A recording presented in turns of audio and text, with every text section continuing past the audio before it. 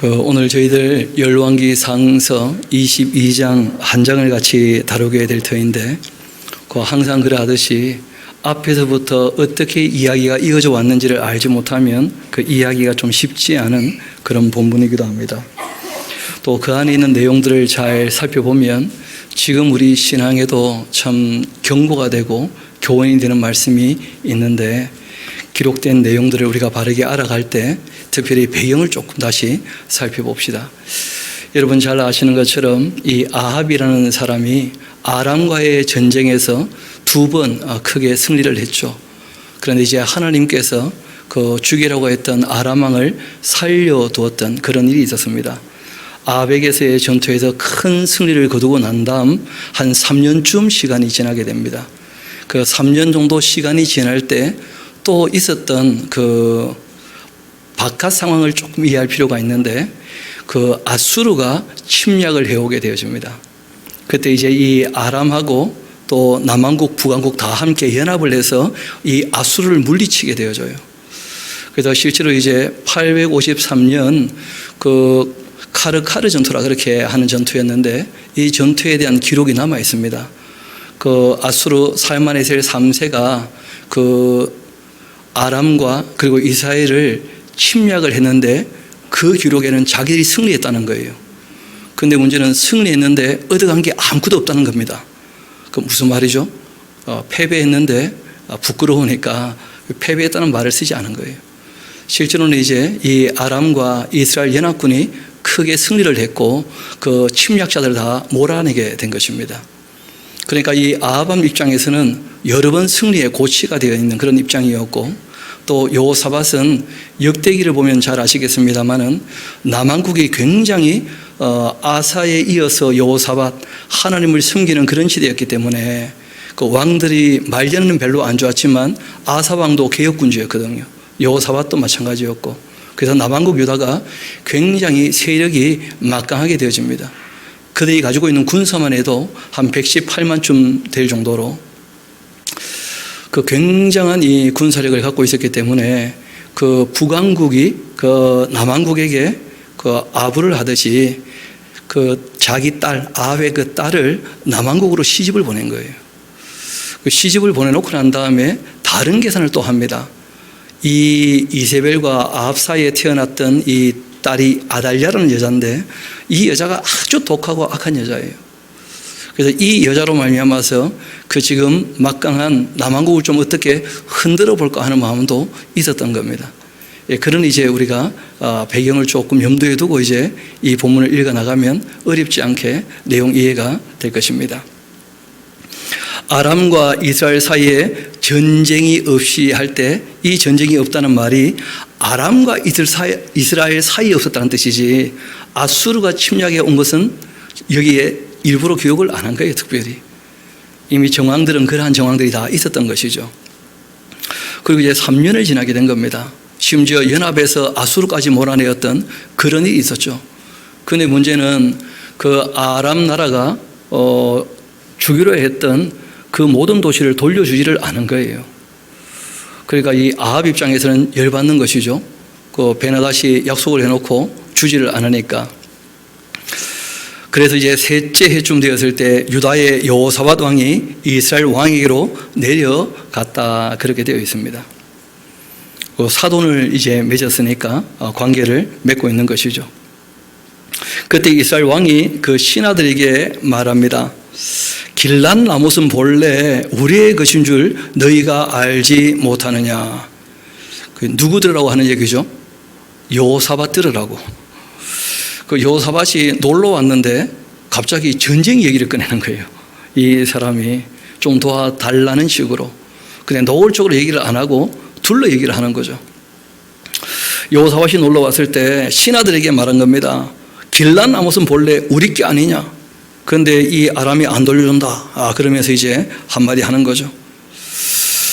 우리가 어찌 아람의 왕의 손에서 도로 찾지 아니하고 잠잠히 있으리요. 그렇게 먼저 얘기를 해놓고는 여호사밧에게 말합니다. 당신은 나와 함께 길란 라못으로 가서 싸우시겠느냐? 참 거절하기 어렵게 만들어놨죠. 그 참 못된 사람도 있다는 거예요. 밑밥 먼저 깔아놓고 난 다음에 사람을 이렇게 올가미에 거는 그 악한 사람들이 항상 있어요. 그 아주 그런데 머리가 잘 돌아가는 사람이 바로 이 아합인데, 근데 여러분, 아합은요 실제로 머리가 별로 안 좋은 거 아시지 않습니까? 실제로 이 뒤에 누가 있겠습니까? 우리 지난 시간 살폈습니다마는 다시 한번 21장 우리 25절로 잠깐 같이 가봅시다. 예로부터 아합과 같이 그 자신을 팔아 여호와 앞에서 악을 행한 자가 없음은 그를 그의 아내 이세벨이 충동하였기 때문이다. 그러니까 아합 뒤에는 늘 누가 조종하는 거예요? 이세벨이 조종을 하는 거예요. 그러니까 뭐 이런 것이겠죠. 여호사밧 온 김에 길란 라못을 차지하든지, 또 길란 라못과 전쟁하는 중에 여호사밧을 어떻게 해코지하거나 죽여버리면, 또는 그 전쟁에서 죽게 된다면, 그러면 남왕국을 어떻게 할 수 있습니까? 집어삼킬 수 있어요. 왜냐하면 거기 아달랴를 보내놨거든요. 그러니까 아주 못된 계획을 나름대로 다 세워놨던 겁니다. 그러면서 이제 이 여호사밧 거절하지 못하게 아주 못되게 말을 꺼낸 것이죠. 그 여호사밧이 한마디 합니다. 여호사밧에게 한마디 합니다. 당신은 나와 함께 길란 라못으로 가서 싸우겠느냐? 그 여호사밧이 이스라엘 왕에게 대답을 하죠. 나는 당신과 같고 내 백성은 당신의 백성과 같고 내 말들도 당신의 말들과 같습니다 하면서, 뭐 우리가 사돈인데 내게 너 거고 또 너게 내 거고, 뭐 왜냐하면 여호사밧 입장에서는 이미 남유다가 크기 때문에 그 북왕국에 대해서 별로 그렇게 수혜치지 않는 그런 정도의 입장이에요. 그러니까 이미 뭐 북왕국은 영향력 안에 있는 것이니까, 그러니까 뭐 해달라는 데 해줘도 결국 다 누구에게 덕이 된다고 보는 겁니까? 남왕국에게. 그렇게 생각했던 것 같아요, 보니까. 그렇게 해서 이제 함께 싸우려고 하기는 하는데, 그 여호사밧이 그런데 그냥 싸울 수는 없다는 거예요. 그래서 한마디 더 합니다. 이스라엘 왕에게 이르되 청컨대 먼저 그 여호와의 그 말씀이 어떠한지 먼저 한번 물어는 봐야 되지 않겠습니까? 이것이 이제 이 여호사밧하고 그리고 아합하고 큰 차이인데, 여러분, 아합은 하나님께 물어보지만 이미 답은 자기가 갖고 있어요. 여러분, 길흉을 물어보는 사람은 왜 물어볼까요? 이미 자기에게 답이 있어요. 자기는 항상 길해야 돼. 그래서 길흉을 물어보는 거예요. 그래서 성경은 길흉을 물어보는 자를 죽이라고 되어 있어요. 왜냐하면 하나님이 어떤 분인지를 알고 지금 내 눈앞에 자그마한 이익이 있는지 없는지와 상관없이 올바른 길을 걸어갈 것인가, 이게 중요하거든요. 근데 길흉을 물어보는 사람은 이미 답을 갖고 있어요. 자기가 가는 길은 항상 길해야 돼. 자기에게 이익이 돼야 돼. 그러니까 자기에게 이익이 되지 않은 길이라면 아무리 누가 무슨 말을 해도 들을까요? 안 들을까요? 이미 결론을 내려놨기 때문에 그 말이 안 통하는 사람들이에요. 그래서 성경은 길흉을 묻는 자들을 죽이라고 되어 있어요. 그들이 말한 대로 이루어진다 할지라도 따라가지 말라는 거예요. 왜냐하면 하나님께서 먼저 내신 말씀이 있습니다. 어떻게 우리가 걸어가야 될지. 참되고 선하고 의로운 하나님의 율례와 법도가 있거든요, 이미. 그런데 그런 말씀과 상관없이 눈앞에 있는 자그마한 이익을 가지고 뭘 자꾸 물어보고 결정을 하려고 하는 것 자체가 아주 악한 자세예요. 여호사밧은 그러지는 않았던 것 같은데, 그런데 실제로 결론적으로는 함께 휩쓸려 가고 맙니다. 한번 봅시다. 하나님께 한번 물어보자 하고 이제 얘기를 했는데 6절입니다. 이스라엘 왕이 이에 선지자 400명쯤 모아놓고는 그들에게 물어보죠. 내가 길란 라못에 가서 싸우랴 말랴. 그들이 이르되 올라가소서 주께서 그 성읍을 왕의 손에 넘기시리이다. 이때 이 주께서 할 때 이 주는 누구겠습니까? 이 사람들 입장에서는 여호와 하나님인 거예요. 그러니까 이 북왕국은 금송아지 섬기는 제사장 있고 그들 선지자 또 있고 바알 섬기는 또 아세라 섬기는 선지자들 다 있었지 않습니까? 그 갈멜산에서 죽었지만 여전히 있어요. 그리고 또 누구도 있다는 거예요. 여호와를 섬기는 선지자도 또 있는 거예요. 거의 뭐 세트별로 다 갖춰놓고 있습니다. 그러니까 완전히 그냥 종교가 혼합되어 있는 그런 입장이었는데, 문제는 거짓 선자들을 불러내니까 몇 명이 나타난 겁니까? 400명. 근데 이 시대에 잘 아는 것처럼 진짜 예언자는 엘리야, 엘리사, 그리고 뭐 이름이 드러나지 않는 하나님의 사람 몇 명 정도, 조금 있다가 이제 우리가 만나게 될 미가야 정도. 가짜는 너무 많은데 진짜는 너무 희귀하다는 거예요. 왜 가짜는 많으냐?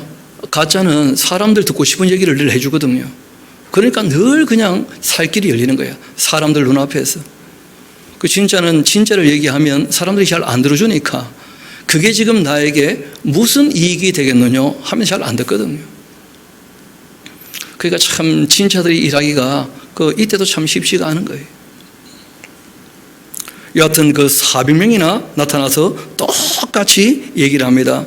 주께서 그 성읍을 왕의 손에 넘기실 거라고. 근데 조금 이따 우리가 보면 알겠습니다만은 이 내용이 영감이 없이 한 말이 아니라는 걸 기억해야 돼요. 그러니까 영감이 내려왔는데 지금 왕이 죽는 길을 얘기한 것이거든요. 왜 영감이 내려왔는데 그런 얘기를 하게 되느냐? 좀 전에 말씀드렸죠. 길흉을 얘기하는 사람들이기 때문에 그런 거예요. 하나님의 뜻을 얘기하는 사람들이 아니고, 하나님께서 쏘으면 쏙도록 내버려 두시는 수가 있다는 거예요. 좀 이따 우리가 이 내용을 다시 한번 보게 될 겁니다. 이어봅시다. 여호사밧이 말하죠. 이 사람들 얘기를 들어보니까 아무래도 좀 이상하다는 거예요. 여호사밧이 뭔가 좀 감이 있는 거죠. 그래서 이 외에 우리가 물을 만한 여호와의 선자가 여기 있지 아니하니까 하고 물어봤더니 이스라엘 왕의 대답이 재미있습니다. 여호사밧 왕에게 이르되 아직도 이물라의 그 아들 미가야라고 하는 한 사람이 있기는 한데 그로 말미암아서 여호와께 물어볼 수는 있는데 문제는 그는 내게 대하여 길한 것은 예언하지 아니하고 이렇게 얘기한 거예요. 하나님의 뜻이라고 하는 것은 이 왕에게는 아무 의미가 없어요. 왕이 듣고 싶은 것은 뭡니까? 자기에게 길한 이야기를 듣고 싶은 거예요. 그러니까 미가야가 하나님의 말씀을 하는 것처럼 얘기는 늘 하던데 보니까 옳은 말 늘 하던데 들을 때마다 기분 나쁘다는 거예요. 들을 때마다.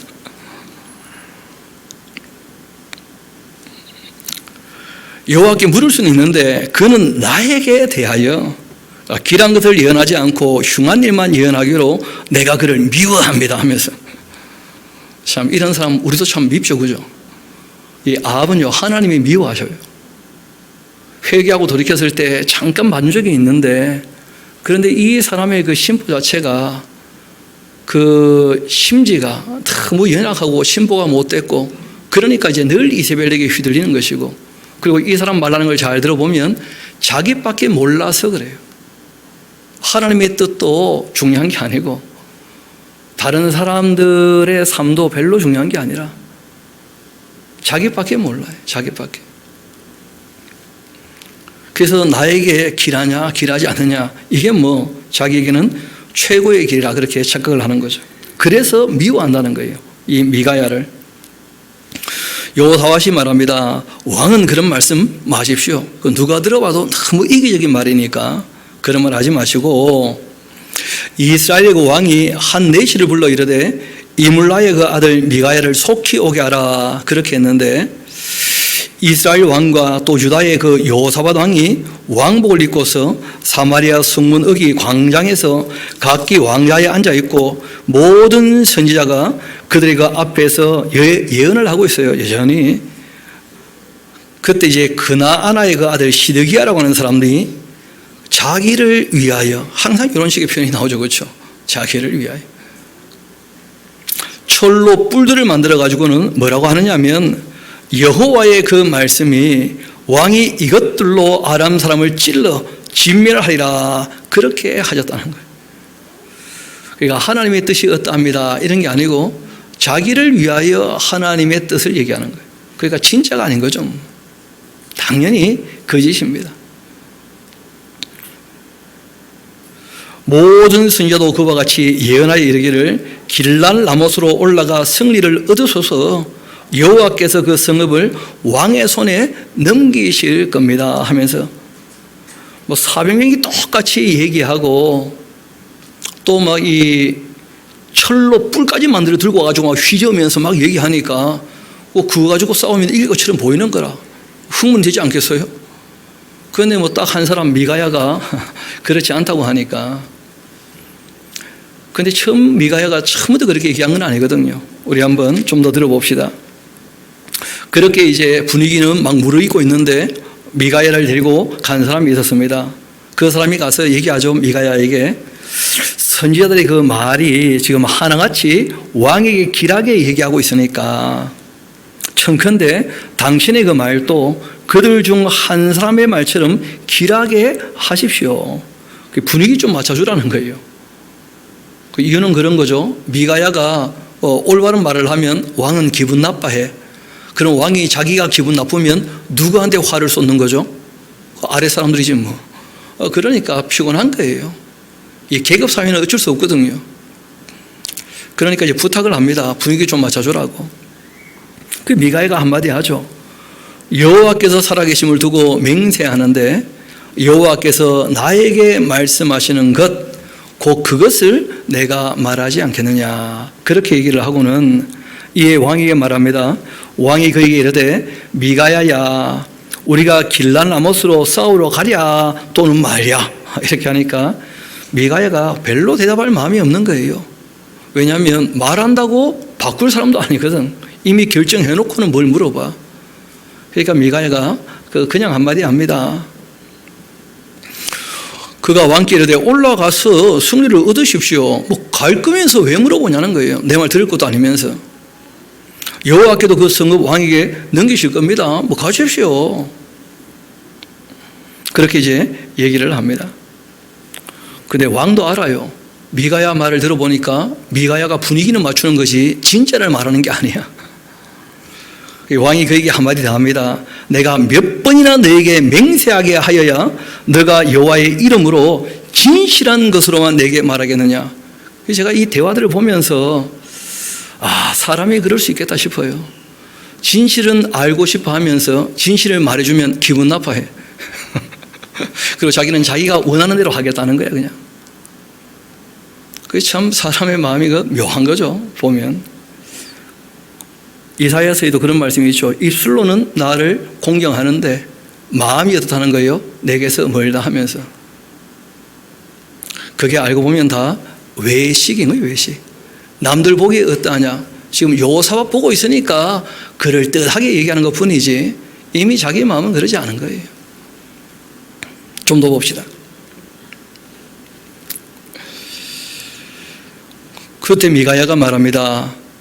진실을 말하라고 하니까 내가 진짜를 얘기하겠는데 내가 오면서 봤던 특별한 환상이 있었다는 거예요.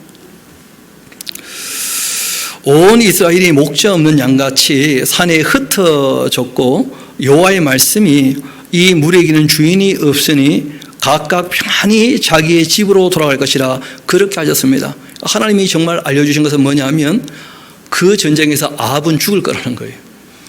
그러면 그 전쟁하러 가면 됩니까? 안 됩니까? 안 가기를 원하는 거죠. 그렇죠? 죽을 거니까. 그렇게 이제 얘기를 합니다. 그때 이스라엘 왕이 여호사밧 왕에게 한마디 하죠. 저 사람이 내게 대하여 길한 것은 예언하지 아니하고 흉한 것을 예언하겠다고 당신에게 말씀하지 아니하였나이까. 그러니까 이 사람은 하나님의 뜻이 어디 있는지 무엇이 옳은지 무엇이 그른지 거기에는 관심이 전혀 없어요. 나에게 유익한가 유익하지 않은가, 내 이익이 되느냐 안 되느냐, 나에게 길하냐 흉하냐, 여기에만 딱 관심이 있는 거예요. 여기에만. 그래서 늘 말씀드리죠. 욕심을 가지고 있는 사람은 하나님 말씀을 들어도 아무 의미가 없다는 거예요. 그 욕심 때문에 하나님 말씀이 늘 왜곡되는 거예요. 늘. 이어봅시다. 그때 미가야가 이어서 말합니다. 이르되 그런즉 왕은 여호와의 말씀을 좀 들어보십시오. 내가 오면서 확실히 보았는데 어떻게 그런 결론에 이르게 되었는지를 이제 설명을 하는 겁니다. 여호와께서 그 보좌에 앉아 계셨고 그리고 하늘의 만군이 그 좌우편에 하나님을 모시고 서 있었는데 여호와께서 그 좌우편에 서 있는 그 천군 천사들에게 말씀하시더라는 거예요. 뭐라고 하셨느냐면 누가 아합을 꾀어서 그를 길란 나못에 올라가서 죽게 할꼬 그렇게 하셨다는 거예요. 하나님께서 천사들한테 야 어떻게 저 아합을 죽이면 좋겠냐 하고 이제 회의를 여신 거예요. 회의를. 여러분 하나님 인격이시라는 걸 꼭 기억하셔야 돼요. 그래서 회의를 여니까 천사들이 이미 결론은 난 거죠. 아합을 죽이는 거예요. 그렇죠? 그래서 이렇게 죽입시다 저렇게 죽입시다 하고 막 하나님 앞에 나름대로 자기 계획들을 얘기를 합니다. 그렇게 이제 하고 있는데 하나는 이렇게 하겠다 하고 또 하나는 저렇게 하겠다 그렇게 하고 있는데 한 영이 나와가지고 여호와 앞에 서서 이렇게 말을 해요. 내가 그를 꾀어내겠나이다. 여호와께서 그에게 이르시되 어떻게 그렇게 꾀어내어서 죽게 하겠냐 하고 물어봤더니 이르되 내가 나가서 거짓말하는 영이 되어가지고 그 모든 선지자들의 그 입에 있겠나이다. 여호와께서 이르시되 너는 꾀어내겠고 그리고 또 이룰 수 있을 거다. 그러니까 나가서 그리해라. 너 계획한 대로 해서 그 아합을 꾀어내어서 죽게 만들어라. 전쟁터에서. 그렇게 허락을 하셨다는 거예요. 그러니까 하나님이 아합이라는 이 왕을 하나 죽일 때에도 하늘에서 뭐가 있는 겁니까? 회의가 있는 거예요. 회의가. 그럼 계획 없이는 아무 일도 잘 진행이 안 됩니다. 계획을 다 하는 거죠. 그렇게 해서 이제 이 천사가 거짓말하는 영이 되어가지고 400명 이 예언자들에게 영감을 준 거죠. 어떤 영감입니까? 그 꾀어내는 영감을 준 거예요. 그러니까 이 사람들은 자기 나름대로 무슨 영감이 있었던 거예요. 다. 그게 떠드는 거예요. 문제는 하나님이 뜻하신 바를 알지 못하지만 얼마든지 영감 받을 수 있다는 거예요. 그래서 우리가 신명기 13장으로 조금 넘어갈 필요가 있는데 요즘에 워낙 거짓 예언자들이 많으니까 우리가 늘 주의할 필요가 있어서 우리 신명기 13장 같이 가봅시다. 거기 보면 좀 도움될 만한 말씀이 있습니다. 1절부터 한번 봅시다. 너희 중에 선지자나 꿈꾸는 자가 일어나 이적과 기사를 너희에게 보이고 그가 너희에게 말한 그 이적과 기사가 이루어지기까지도 하고 그리고는 이제 너희가 알지 못하던 다른 신들을 우리가 따라 섬기자 그렇게 말할 수 있다는 거예요. 왜냐하면 그 바로 위에 한번 봅시다. 우리 32절 봐봐요. 12장 32절. 내가 너희에게 명령한 하나님의 율법이요 명확히 먼저 있는 거예요. 이 모든 말 너희는 지켜 행하고 그것에 뭐 하지 말라고요? 가감하지 말라고.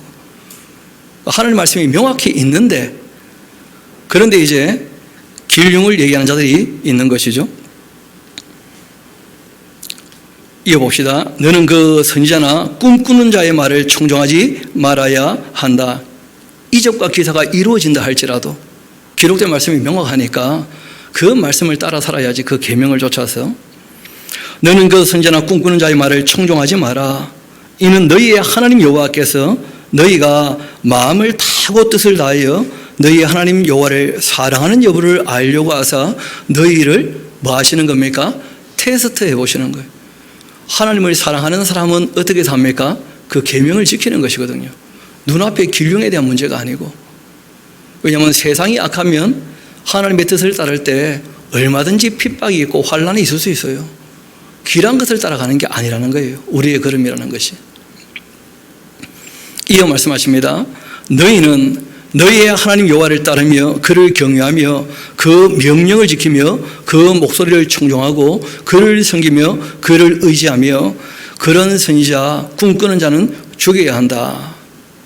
이는 그가 너희에게 너희를 애굽 땅에서 인도하여 내시며 종되었던 집에서 속량하신 너희의 하나님 여호와를 배반하게 하려고 하는 것이고 너희의 하나님 여호와께서 너희에게 행하라 명령하신 그 도에서 너희를 꿰어내려고 뭘 보여주는 겁니까? 기적과 이적을 가지고 기록된 말씀을 오히려 떠나게 만드는 사람들 얼마든지 있다는 거예요. 그래서 신비주의 영성이 악하다는 말씀을 늘 드리는 거예요. 우리가 진리를 따를 때 이런저런 표적이 따를 수는 있지만 표적을 추구하게 되어지면 진리를 떠나게 됩니다. 정말 주의해야 돼요. 다시 우리 본문의 말씀으로 돌아옵시다. 400명이나 이 악한 사람들, 그 앞에 서 있는 이 거짓 선지자 시드기야, 이런 사람들이 왕을 속이고 있고, 미가야는 그 400명 앞에 혼자 서 있는 거예요. 혼자. 옳은 말 한다고 뭐 통하겠습니까? 안 통하는 걸 뻔히 알아요. 그렇지만 말 안 해둘 수 없는 거죠. 이어봅시다. 그래서 하나님께서 가서 이루라 하셨는데 23절입니다. 22장 23절. 이제 여호와께서 거짓말하는 영을 그 왕의 이 모든 선지자의 입에 넣으신 것이고, 또 여호와께서 왕에 대하여 지금 화를 당할 것, 그 전쟁에서는 죽을 것이다, 이걸 말씀하신 것입니다. 그때 막 그나아나의 아들 시드기야가 가까이 와서 미가야의 뺨을 때려요. 그럼 누구를 때렸죠? 가짜가 진짜를. 그러니까 누가 쫓아지는 겁니까? 진짜가 쫓아져요. 진짜가. 여러분, 이 땅에서는 하나님이 사람 되어 오셔도 십자가에 달리시는 수가 있으니까 뭐라고 하느냐면, 여호와의 영이 나를 떠나 어디로 가서 너에게 말씀하시다냐 하면서, 미가야가 이르되 너가 골방에 들어가 그 숨는 그날 보게 될 거다. 이렇게 이제 얘기를 하자 이스라엘 왕이 열받죠. 왜냐하면 자기에게 기분 좋은 얘기를 안 해주니까. 미가야를 잡아가지고 이 성주 아몬과 왕자 요아스에게로 끌어 들어가서 말하기를, 왕의 말씀이 이놈을 옥에 가두고 내가 편히 돌아올 때까지 고생의 떡과 고생의 물을 먹이라, 그런 얘기를 하는 거예요. 이 얘기를 딱 듣자 미가야가 기도 안 차는 거죠. 왜냐하면 아합은 그 전쟁에서 돌아올 수 있습니까? 없습니까? 못 돌아와요. 미가야가 한마디 합니다. 아니, 지금 왕이 참으로 평안히 돌아오시게 될진데 여호와께서 나를 통하여 그런 말씀 아니하셨을 겁니다. 또 이르되 너희 백성은 다 들어두어라.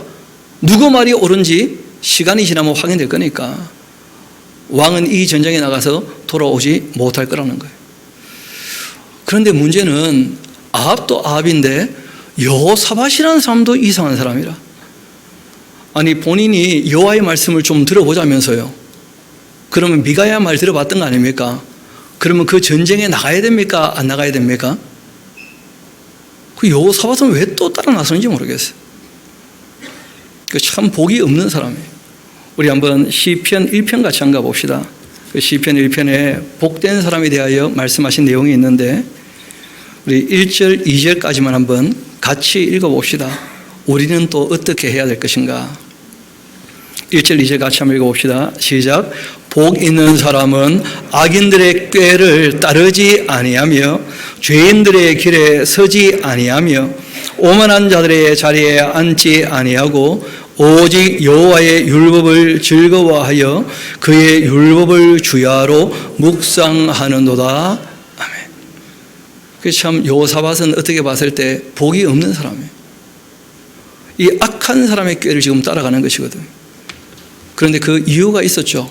아까 얘기했던 것처럼 아수르라고 하는 큰 나라를 본인들이 연합해서 몰아낸 적이 있었거든요. 그러니까 뭐 아람은 아무것도 아니라 그렇게 생각했던 모양이라 보니까. 그 여호사밧도 물어보기는 물어보는데 여전히 하나님을 의지하는 겁니까? 자기를 믿는 겁니까? 그 자기를 믿어요. 내가 이쯤 힘이 있으면 되지 않겠나, 그렇게 봤던 모양이죠. 또 여호사밧도. 그러니까 뭐 아합도 마찬가지고 여호사밧도 마찬가지고 하나님의 뜻이라고 하는 것은 그 사람들에게 별로 중요하지 않았다는 거예요. 오히려. 이어봅시다. 이스라엘 왕과 또 유다의 여호사밧 왕이 길란 라못으로 올라갔는데 이스라엘 왕이 여호사밧에게 말합니다. 나는 변장을 하고 그리고 전쟁터로 들어가려 하노니 당신은 왕복을 입으십시오. 그렇게 하고는 이스라엘 왕이 또 변장하고 전쟁터로 들어갑니다. 아주 악한 깨가 보이죠. 왕복을 여호사밧에게 입히는 이유는 네가 나가 죽어라, 그런 거죠 지금. 그런 거 아닙니까? 그런데 또 여호사밧은 자기를 세워주는 줄 알고 또 우쭐해서 기분 좋아요. 왜냐하면 자기가 봐도 그게 순서에 맞거든. 자기가 지금 더 힘이 세니까 여호사밧이. 아람 왕이 그 병거의 지휘관 32명에게 명령하여 이르기를 너희는 작은 자나 큰 자와 더불어 싸우지 말고 오직 이스라엘 왕과만 싸워라 하고 얘기를 했습니다. 병거의 지휘관들이 여호사밧을 보고 그 왕복을 입고 있으니까 그들이 이르되 이가 틀림없이 이스라엘 왕이라 그렇게 하고는 돌이켜 그와 싸우려 했는데 여호사밧이요 소리를 질렀어요. 그 전장터에서 큰 소리를 내면 그 목소리가 다 좀 다르지 않습니까? 그러니까 야 이거는 아합의 목소리가 아니다. 이 사람들이 다 아는 거예요. 왜냐하면 그 아벡 전투로부터 해서 한 2번의 큰 전쟁이 있었지 않습니까? 그러니까 그 아합의 목소리를 알았던 모양인데 여호사밧이 뭐 고함을 지르니까 아합이 아니다 하고는 그 놔두고 그냥 물러서는 거예요. 왜냐하면 왕의 명령이 있었잖아요. 이스라엘 왕을 죽이라고. 병거의 지휘관들이 그가 이스라엘 왕이 아님을 보고는 쫓기를 거치고 돌이킵니다. 이렇게 여호사밧은 32명의 그 지휘관, 전쟁 잘하는 사람들 그 사이에서 묘하게 이렇게 벗어났는데 반면 한 사람이요 무심코, 그 예전에 개역 한글판에는 우연히 그렇게 되는데 우연이란 있을 수가 없죠. 제가 봤을 때는 천사가요 굉장히 치밀하게 계획을 세운 거야. 어떤 사람이 무심코 활을 당겨서 놓았는데 근데 그 화살이 마침 방향이 너무나 확실했어요.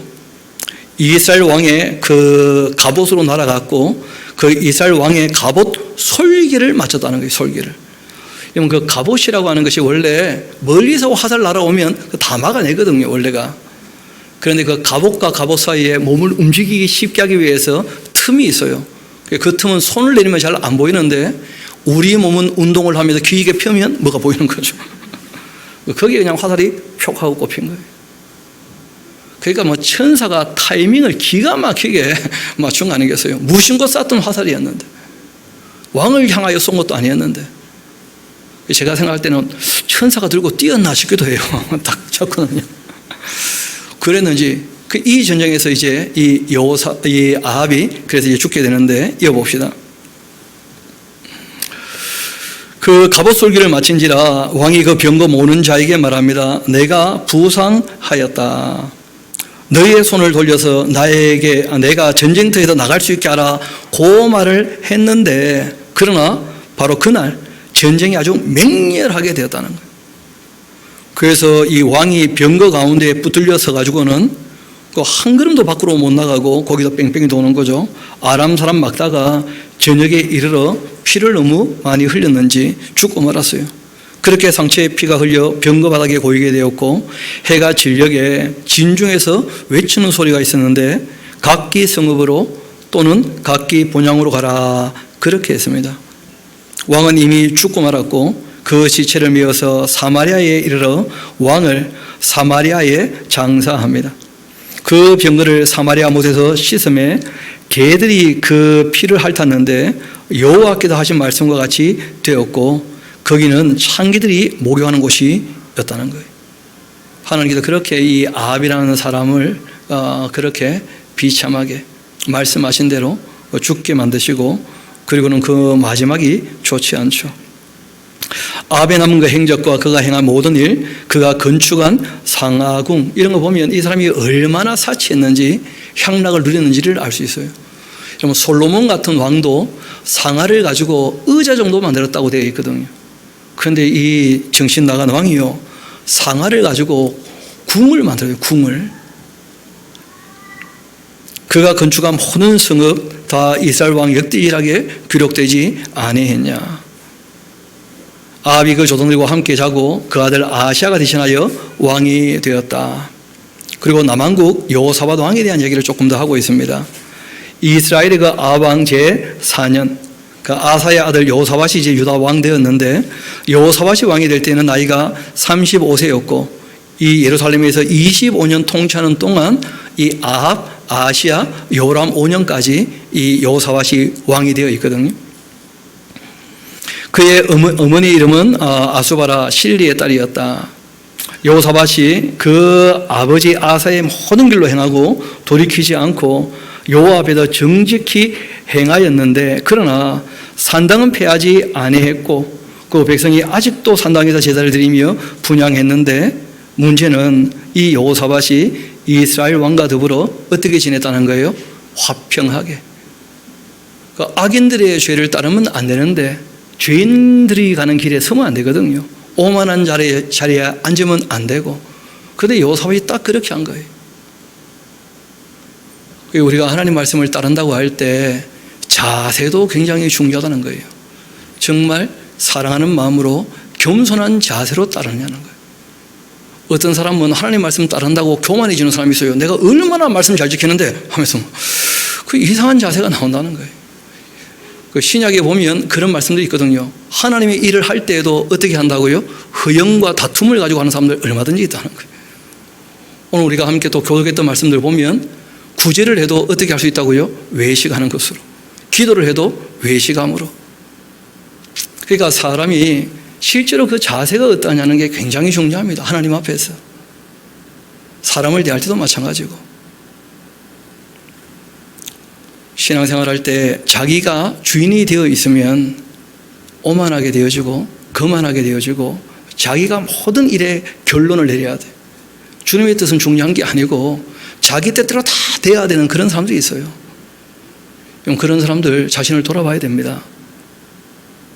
아주 잘못된 자세예요. 우리가 하나님의 뜻이 어떠한지, 주님께서 무엇을 원하고 바라셨는지, 구약의 율법이 있고 예수님이 거기에 대한 뭘 주신 겁니까? 완성된 율법을.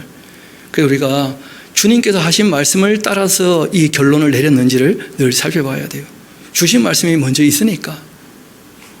우리에게 지금 자그마한 유익이 앞에 있느냐 없느냐 그런 것이 중요한 게 아니라는 거예요. 주님께서 말씀하신 것을 우리가 따르고 있느냐 그렇지 않느냐 그걸 우리가 생각해 봐야 돼요. 좀 더 이어봅시다.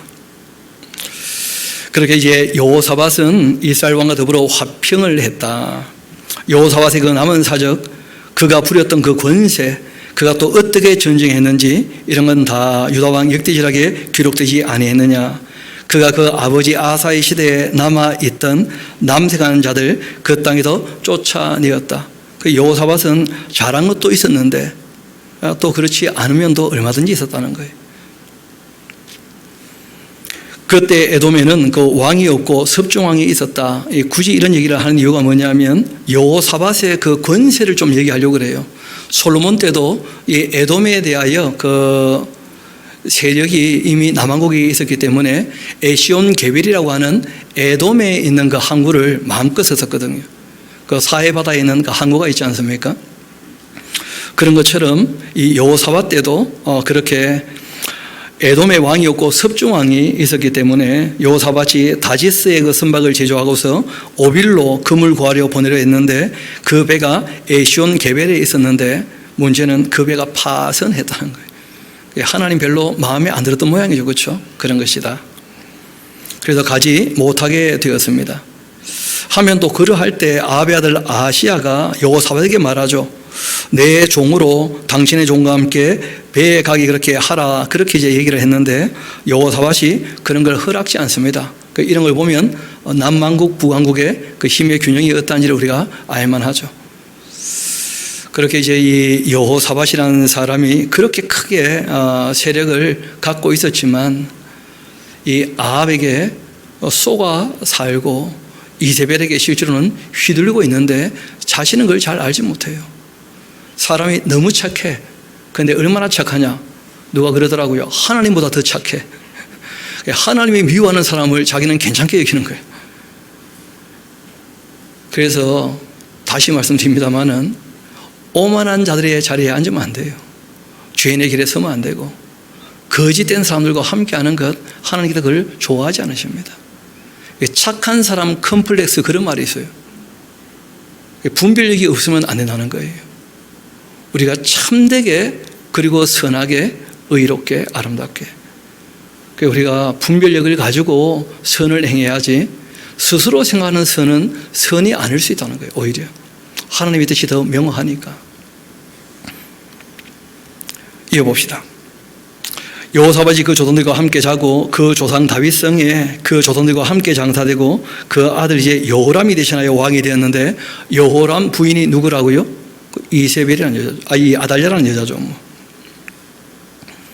그리고 이제 유다의 여호사밧 왕 제17년에 그 아합의 그 아들 아시아가 사마리아에서 이스라엘 왕이 되어서 2년 이스라엘을 통치합니다. 그러니까 여호사밧은 아시아 다음 여호람 때까지 계속 그 북왕과 함께 관계를 맺게 되는데요.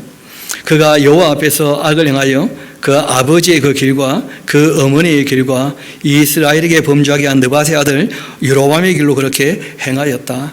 그러니까 온갖 악한 것은 그대로 답습했어요, 이 아시아가.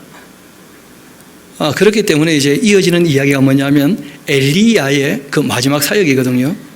그게 바로 아시아의 죽음에 대하여 얘기한 것이었고, 그리고 이제 승천하게 되어지면 그러면 얘기가 조금 복잡하게 됩니다. 이제 우리가 조금 정신을 차려야 될 것이, 여기까지는 쭉 한 길로 왔어요, 창세기부터 시작해서. 그런데 이제 우리가 그 엘리야 사역이 딱 끝나게 되면 그때부터 이야기는 또 다시 갈래로 갈라집니다. 지금은 남한국 북한국 이야기가 갈라졌다 할지라도 책은 우리가 한 권을 그냥 쭉 붙잡고 읽어 나가고 있지 않습니까? 그런데 이제 그 열왕기 하서 2장 다음부터는 이야기가 또 어떻게 되느냐 하면 책들이 다른 책들을 우리가 순서에 따라 봐야 돼요. 그래서 남한국의 엘리야, 엘리사 그 중간쯤 되었을 때, 엘리야 사역이 딱 마쳤을 때 북한국에는 엘리사가, 그리고 남한국에는 요엘이라는 예언자가 활동을 해요. 그래서 우리가 다음 주일에는 요엘이라는 책을 보게 될 겁니다. 그래서 우리가 조금 정신을 차려야 이 흐름에 대해서 연대기 순으로 어떻게 보는지를 좀 알게 될 것이죠. 그 아시아는 바알을 섬겨 그에게 예배하고 또 이스라엘 하나님 여호와를 노하시게 하기를 그 아버지 온갖 행위같이 그렇게 했기 때문에 그 악당 오래 살지 못한다, 살아 아무 의미가 없다, 그런 것이죠. 그래서 2년 만에 끝나고 말았습니다. 이렇게 오늘 그 아합이라는 사람, 그리고 또 우리가 여호사밧이라는 사람, 하나님의 뜻이 너무나 확실함에도 불구하고 자기를 위해서 뭘 결정을 하니까 주님의 뜻이 별로 중요하지 않게 생각하는 그런 사람을 우리가 보게 되었거든요. 반면에 하나님의 사람 바울에 대해서 우리가 조금 보고 오늘 말씀을 정리하도록 합시다. 우리 빌립보서 3장 같이 한번 가봅시다. 빌립보서 3장입니다.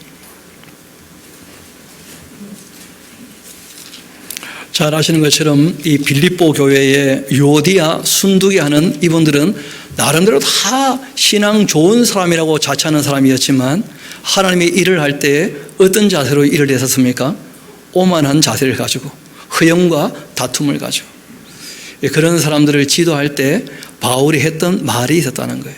우리 한번 3장 같이 가봅시다.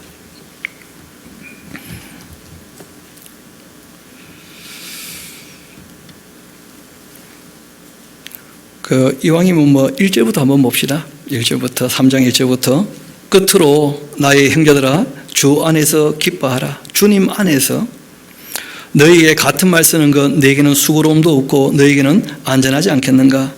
개들 삼가고 행악하는 자들 삼가고 몸을 상해하는 일 다 이런 거 조심해야 한다. 그리고 하나님의 성령으로 봉사해야 된다.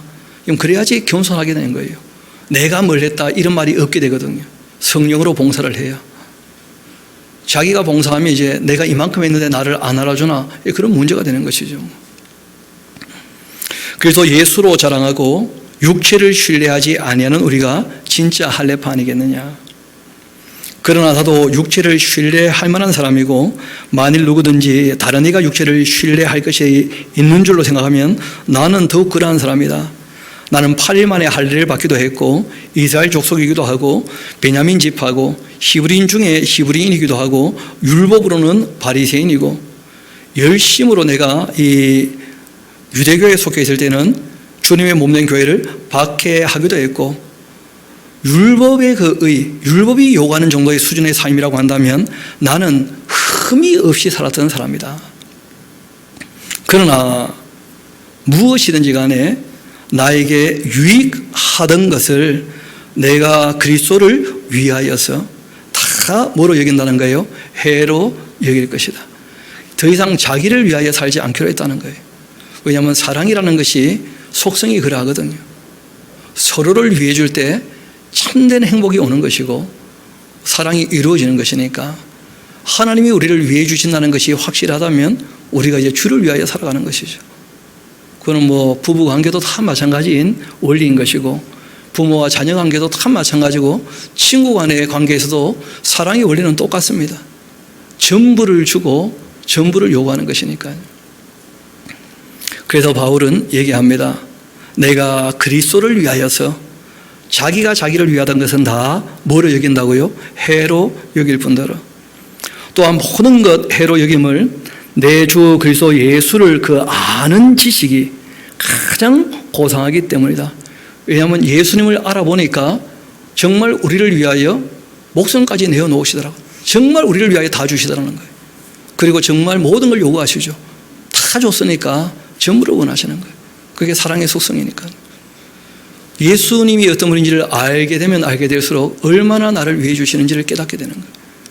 그래서 내가 주님을 위하여 살겠다. 그렇게 무릎을 꿇을 수밖에 없었다는 것이죠. 내가 그를 위하여 모든 것을 잃어버리고 배설물로 여김은 그리스도를 얻고 그 안에서 발견되려 함이니 내가 가진 의는 율법에서 난 것이 아니다. 내가 뭘 해서 의로운 사람이 아니라는 거예요. 하나님이 나를 사랑해 주시고 내가 주를 사랑해서 하나님이 인정을 해 주셔야 돼. 오직 그리스도를 믿음으로 말미암는 것이니 곧 믿음으로 하나님으로부터 난 의인 것이다. 그게 뭘 믿는 것입니까? 주님께서 우리를 위하여 죽기까지 사랑하셨다. 그러니까 나도 그리스도를 위하여 살겠다. 이게 확실히 이제 인정되고 믿어졌다는 거예요. 그러고 이제 성실하게 그렇게 살기로 한 거예요. 이것이 바로 하나님께로부터 난 의라는 거예요. 그 사랑 앞에 감격하여 주를 위하여 살아가는 것. 이게 하나님이 인정하시는 의죠. 내가 그리스도와 그 부활의 그 권능과 그 고난에까지 참여함을 알고자 해서 그 죽으심을 본받아 어떻게 해든지 간에 죽은 자 가운데 부활에 이르려 한다. 내가 이미 얻었다 함도 아니고 온전히 이루었다 함도 아니라 오직 내가 그리스도 예수께 잡힌 바 된 그것을 내가 잡으려고 달려간다. 하나님은 나를 이미 어떻게 하셨다는 거예요? 붙잡아 주셨는데 시간 안에 사는 나는 끝까지 하나님 앞에 가야 돼요. 서야 되고. 하나님은 already 이미 다 이루셨지만 우리는 not yet 그 앞에 설 때까지 아니라는 거예요. 이게 바로 영원과 시간과의 그 관계이죠, 관계. 영원하신 하나님은 이미 다 이루셨지만 시간 안에 있는 우리는 이루어졌다고 생각하면 안 된다는 거예요. 하나님이 이루신 것이고 정말 그것이 나에게 이루어졌는지는 그 앞에 서봐야 알게 될 거라는 거예요. 그래서 바울이 우리가 오만하지 말자는 거예요. 교만하지 말고. 다시 한번 봅시다. 우리 12절 다시 한번 읽어볼까요? 시작. 내가 이미 얻었다 함도 아니고 온전히 이루었다 함도 아니라 오직 내가 그리스도 예수께 잡힌 바 된 그것을 잡으려고 달려가노라. 형제들아 나는 아직 내가 잡은 줄로 여기지 않는다. 오직 했던 일, 즉 뒤에 있는 것은 잊어버릴 것이고 앞에 있는 것을 잡으려고 표대를 향하여 그리스도 예수 안에서 하나님이 위에서 부르신 부름의 상을 위하여 달려가노라. 그렇게 얘기하는 거예요. 그래서 뒤의 일들이 우리를 붙잡지 않도록 실제로 우리 앞에 놓여있는 일이 어떠한지 길흉을 묻는 것이 아니라 내가 주님의 뜻을 따라서 살아가고 있는지를 늘 살펴서 저도 여러분도 주님의 뜻을 따르는 그러한 모든 권속도 되기를 소망합니다. 그러지 않으면 자칫 우리가 우리 욕심 때문에 엉뚱한 선택을 해놓고도 영감이 온 것처럼 하나님의 뜻인 것처럼 오해할 수 있다는 거예요. 그래서 우리에게 기록으로 주셨던 확실한 하나님의 뜻이 우리에게 있기 때문에 하나님의 그 율례와 법도 예수님의 산상순 사람이 어떻게 살아야 될지에 대해서 명확히 말씀하신 하나님의 뜻이 있기 때문에 이 뜻에 벗어나지 않도록 정말 주님의 뜻 안에 있는 또한 저와 여러분 되기를 소망합니다. 우리 함께 기도하도록 하시겠습니다. 아버지 하나님, 오늘 선하신 하나님 반대편에 서 있는 자기를 위하여 길한 것만을 생각하는 악한 사람 아합의 그 최후를 보게 되었습니다. 또한 하나님을 믿는다고 하고 하나님의 뜻을 물어본다고 하지만 악한 사람들과 함께 동행하고 있는 여호사밧의 어리석은 모습도 보게 되었습니다. 아버지 하나님, 우리가 이 역사의 많은 사건들을 경계로 삼아서 저희들은 정말 주님께서 복되다 말씀하신 대로 죄인과 오만한 자와 악한 자들과 함께 하시 아니하고 정말 주야로 주의 말씀을 즐거워서 사랑함으로 읽고 듣고 배우며 지켜 행하기를 소망합니다.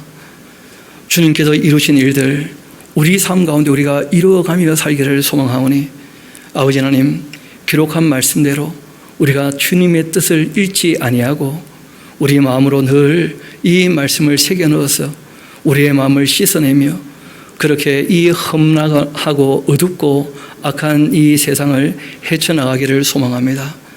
흘러 떠내려가지 않도록 주님 붙잡아 주옵소서. 악에서 떠나게 하여 주시고 시험에 들지 않게 지켜주시기를 소망합니다. 모든 것을 주님께 의탁합니다. 감사드리며 우리의 구주가 되시는 예수님 이름으로 기도합니다.